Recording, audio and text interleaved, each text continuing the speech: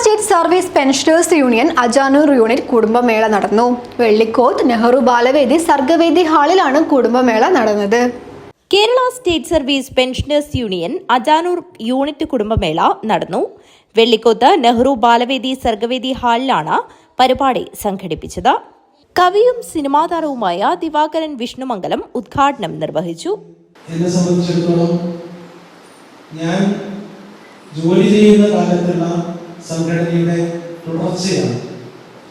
Kerala gazetted officers അസോസിയേഷന്റെ പ്രവർത്തകനായിരുന്നു വളരെ കാലം.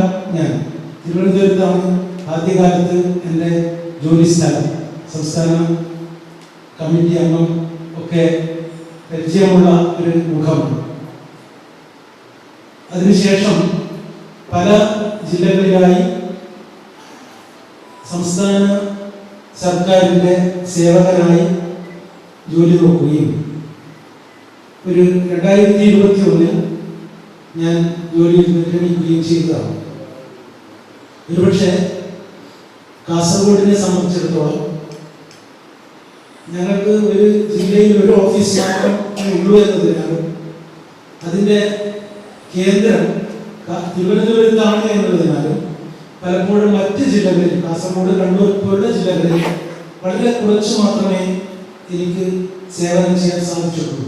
പെൻഷനർ എന്നാൽ സാമൂഹ്യ സേവനത്തിൽ നിന്ന് വിരമിക്കുന്നവരല്ല എന്നും ജീവിതത്തെ അവരുടെ തുടർ സേവനത്താൽ അർത്ഥപൂർണമാക്കുന്നവരാണെന്നും അദ്ദേഹം പറഞ്ഞു. KSSPU Ajanur unit president V Kunhikrishnan അധ്യക്ഷത വഹിച്ചു. K Sujathan master, V Surendran, VT Karthyayani, B Parameswaran, KP Kumaran Nair എന്നിവർ സംസാരിച്ചു. KSSPU Ajanur unit secretary K Vasu സ്വാഗതം പറഞ്ഞു. തുടർന്ന് വിവിധ കലാമത്സരങ്ങൾ നടന്നു. News bureau, Kanhangad.